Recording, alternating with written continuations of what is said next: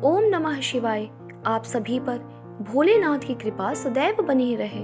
मुनीश्वर, जो पुरुष भगवान शिव की कथा सुनता है वह कर्मों के विशाल वन को जलाकर संसार से तर जाता है। जो 2 घड़ी, 1 घड़ी अथवा 1 क्षण भी भक्ति भाव से भगवान शिव की कथा सुनते हैं उनकी कभी दुर्गति नहीं होती। मुने, संपूर्ण दानों अथवा संपूर्ण यज्ञों में जो पुण्य होता है वही फल शिव पुराण सुनने से अविचल रूप में प्राप्त हो जाता है। व्यास जी, विशेषतः कलयुग में पुराण श्रवण के सिवा मनुष्यों के लिए दूसरा कोई श्रेष्ठ धर्म नहीं है। वही उनके लिए मोक्ष एवं ध्यान रूपी फल देने वाला बताया गया है। शिव पुराण का श्रवण और शिव नाम का कीर्तन मनुष्यों के लिए कल्प वृक्ष का रमणीय फल है, इसमें संशय नहीं है। यज्ञ, दान, तप और तीर्थ सेवन से जो फल मिलता है उसी को मनुष्य पुराणों के श्रवण मात्र से पा लेता है। विप्रवर, सुवर्ण दान, गोदान और भूमि दान ये पवित्र दान हैं जो दाता को तो तारते ही हैं, लेने वालों का भी उद्धार कर देते हैं। सुवर्ण दान, गोदान और पृथ्वी दान, इन श्रेष्ठ दानों को करके मनुष्य सब पापों से मुक्त हो जाता है। तुला दान की बड़ी प्रशंसा की गई है। गौ और पृथ्वी के दान भी प्रशस्त एवं समान शक्ति वाले हैं, परंतु सरस्वती का दान इन सब से अधिक उत्तम है। उससे दाता मनस्वी होता है। लोक में जो जो अत्यंत अभीष्ट और प्रिय है वह यदि घर में हो तो उसे अक्षय बनाने की इच्छा वाले पुरुष को, गुणवान पुरुष को दान करना चाहिए। तुला पुरुष का दान सब दानों में उत्तम है। जो अपने लिए कल्याण चाहे उसे तराजू पर बैठना और अपने शरीर से तौली गई वस्तु का दान करना चाहिए। इसके बाद ब्रह्मांड का वर्णन करके सनत कुमार जी ने कहा, मुनिवरों में श्रेष्ठ व्यास, पाताल लोक से ऊपर जो नरक है उनका वर्णन मुझसे सुनो। पापी पुरुष उन्हीं में यातनाएं भोगते हैं। रौरव, शूकर, रोध, ताल इत्यादि बहुत से दुखदायक नरक वहां हैं। व्यास जी, उनमें जो पाप कर्म परायण पुरुष पकाए जाते हैं उनका क्रमशः वर्णन करता हूँ, सावधान होकर सुनो। जो मनुष्य ब्राह्मणों, देवताओं तथा गौवों के लिए हितकर कार्यों के सिवा अन्य किसी कार्य के लिए झूठी गवाही देता है अथवा सदा झूठ बोलता है वह रौरव नरक में जाता है। जो भ्रूण गर्भस्थ शिशु की हत्या और सुवर्ण की चोरी करने वाला, गाय को कटघरे में बंद करने वाला, विश्वासघाती, शराबी, ब्रह्म हत्यारा, दूसरों के द्रव्य का अपहरण करने वाला तथा इन सब का संगी है वह मरने पर तप्त कुंभ नामक नरक में जाता है। गुरु के वध से भी इसी नरक की प्राप्ति होती है। बहन, माता, गौ तथा पुत्री का वध करने से भी तप्त कुंभ में ही गिरना पड़ता है। साध्वी स्त्री को बेचने वाला, अधिक ब्याज लेने वाला, त्यागने वाला, ये सब पापी तप्त लोह नामक नरक में पकाए जाते हैं। जो नराधम गुरुजनों का अपमान करने वाला तथा उनके प्रति दुर्वचन बोलने वाला है और जो वेद की निंदा करने वाला, वेद बेचने वाला तथा अगम्या स्त्री से संभोग करने वाला है, वे सबके सब लवण नामक नरक में जाते हैं। चोर विलोहित नामक नरक में गिरता है। मर्यादा को दूषित करने वाले पुरुष की भी ऐसी ही गति होती है। जो पुरुष देवता, ब्राह्मण और पितृगण से द्वेष करने वाला है तथा जो रत्नों को दूषित उसमें मिलावट करता है वह क्रमी भक्ष नामक नरक में पड़ता है। जो नराधर्म पितृगण, देवगण और अतिथियों को छोड़कर बलि वैश्व देव के द्वारा देवता आदि का भाग उन्हें अर्पण किया बिना ही भोजन कर लेता है वह उग्र लाला भक्ष नरक में गिरता है। जो शस्त्र समूहों का निर्माण करता है वह भी उसी में जाता है। जो सोम रस को बेचने वाले हैं उनकी भी यही गति होती है। यज्ञ और ग्राम को नष्ट करने वाला घोर वैतरणी नदी में गिरता है। जो नई जवानी से मतवाले हो, धर्म की मर्यादा को तोड़ते हैं, अपवित्र आचार विचार से रहते हैं और छल कपट से जीविका चलाते हैं वे कृत्य नामक नरक में जाते हैं। जो अकारण ही वृक्षों को काटता है वह 80 पत्रवन नामक नरक में जाता है। भेड़ों को बेचकर जीविका चलाने वाले तथा पशुओं की हिंसा करने वाले कसाई वहिनी ज्वाल नामक नरक में गिरते हैं। भ्रष्टाचारी ब्राह्मण, क्षत्रिय और वैश्य तथा जो कच्चे खपड़ों अथवा ईंट आदि को पकाने के लिए पजावे में आग देता है वे सब उसी ही वहनी ज्वाल नामक नरक में गिरते हैं। जो ब्रह्मचारी होकर भी स्वप्न में वीर स्खलन करते हैं तथा जो पत्रों से विद्या पढ़ाते हैं वे स्वभोजन नामक नरक में गिरते हैं। इस तरह ये तथा और भी सैकड़ों हजारों नरक हैं जिनमें पाप कर्मी प्राणी यातनाओं की आग में डालकर पकाए जाते हैं। इन उपयुक्त पापों के समान और भी सहस्त्रों पाप कर्म हैं जिन्हें नरकों में पड़कर मनुष्य भोगा करते हैं। जो लोग मन, वाणी और क्रिया द्वारा अपने वर्ण और आश्रम के विरुद्ध कर्म करते हैं वे नरक में गिरते हैं।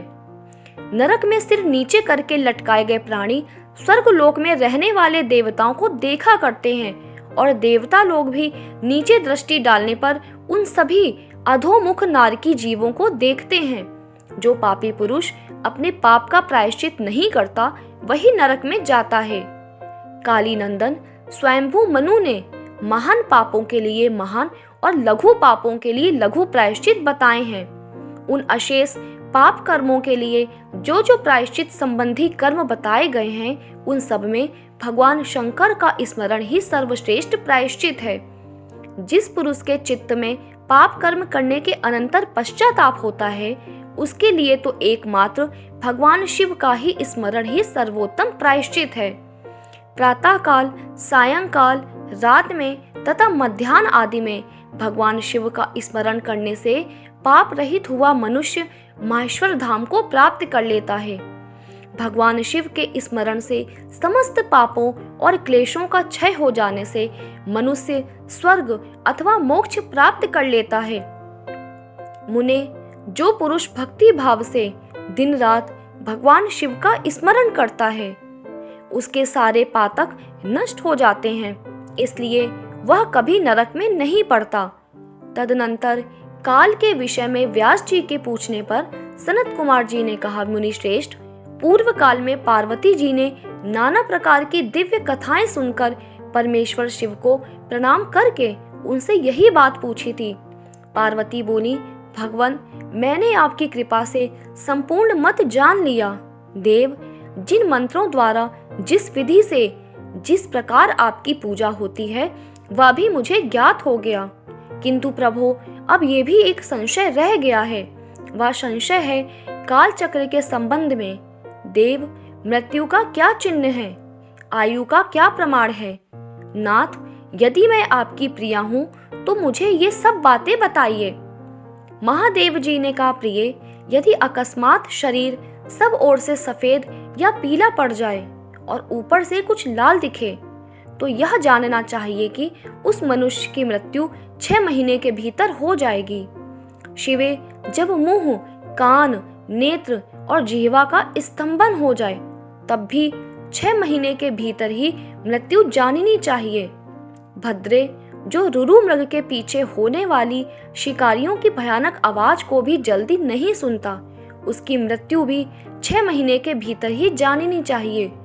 जब सूर्य, चंद्रमा या अग्नि के सानिध्य से प्रकट होने वाले प्रकाश को मनुष्य नहीं देखता, उसे सब कुछ काला काला अंधकारच्छन्न ही दिखाई देता है, तब उसका जीवन 6 मास से अधिक नहीं होता।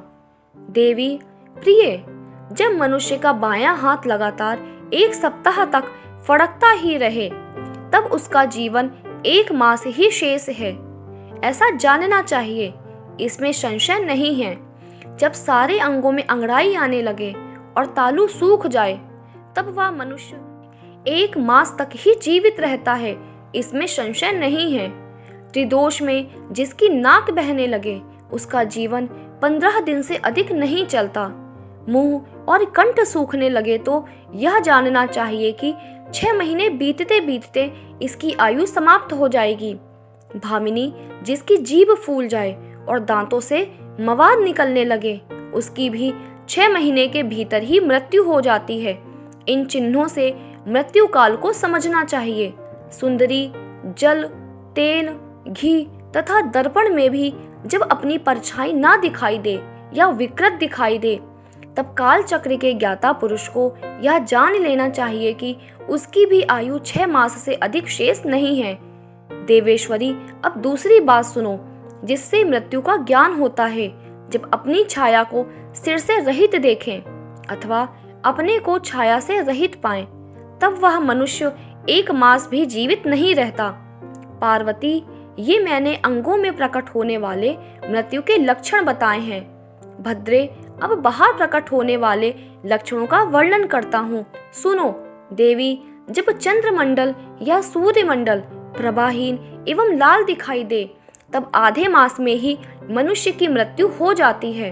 अरुंधति, महायान, चंद्रमा, इनसे जो ना देख सके अथवा जिसे ताराओं का दर्शन ना हो, ऐसा पुरुष 1 मास तक जीवित रहता है। यदि ग्रहों का दर्शन होने पर भी दिशाओं का ज्ञान ना हो, मन पर मूर्छा छाई रहे, तो 6 महीने में निश्चय ही मृत्यु हो जाती है।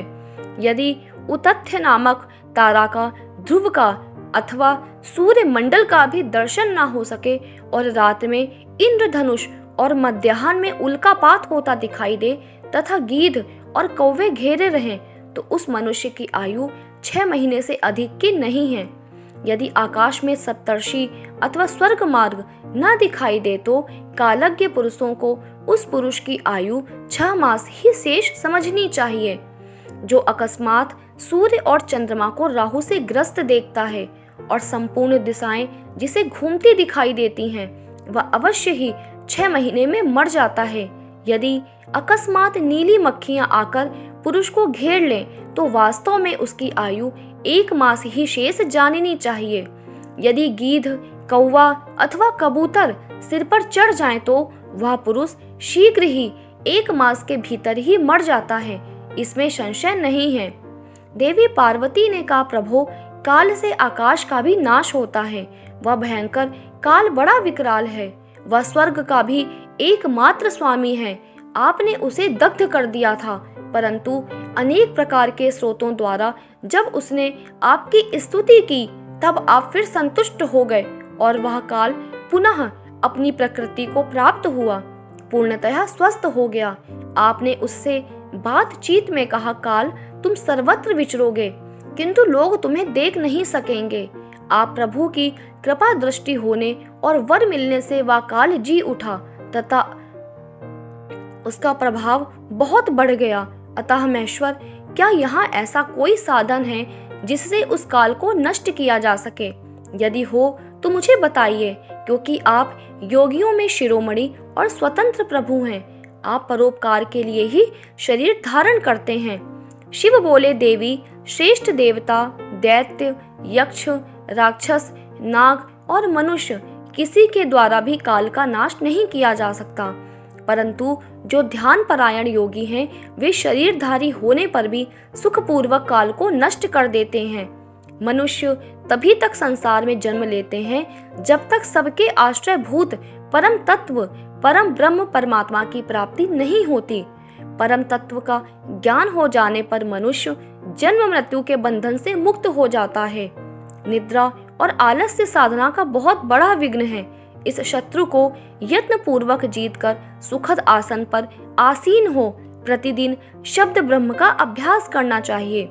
100 वर्ष की अवस्था वाला वृद्ध पुरुष आजीवन इसका अभ्यास करे तो उसका शरीर रूपी स्तंभ मृत्यु को जीतने वाला हो जाता है और उसे प्राणवायु की शक्ति को बढ़ाने वाला आरोग्य प्राप्त होता है। देवी, जो द्विज 100 वर्षों तक तपस्या करके कुशों के अग्रभाग से 1 बूंद जल पीता है, वह जिस फल को पाता है वही ब्राह्मणों को एकमात्र धारण अथवा प्राणायाम के द्वारा मिल जाता है। जो द्विज सवेरे उठकर एक प्राणायाम करता है, वह अपने संपूर्ण पाप को शीघ्र ही नष्ट कर देता है और ब्रह्मलोक को जाता है। जो आलस से रहित हो, सदा एकांत में प्राणायाम करता है, वह जरा और मृत्यु को जीतकर वायु के समान गतिशील हो आकाश में विचरता है। वह सिद्धों के स्वरूप कांति, मेधा, पराक्रम और शौर्य को प्राप्त कर लेता है। तो दोस्तों, आज की ये कथा यहीं विराम होती है। इसके आगे की कथा हम अगले अध्याय में जानेंगे। उम्मीद करती हूँ आज का ये वीडियो पसंद आया होगा। अगर वीडियो पसंद आया है तो वीडियो को लाइक करिए, अपने दोस्तों के साथ शेयर करिए और इस चैनल पे नए हैं तो इस चैनल को सब्सक्राइब कर लीजिए। आप सभी का वीडियो के अंत तक बने रहने के लिए बहुत बहुत धन्यवाद।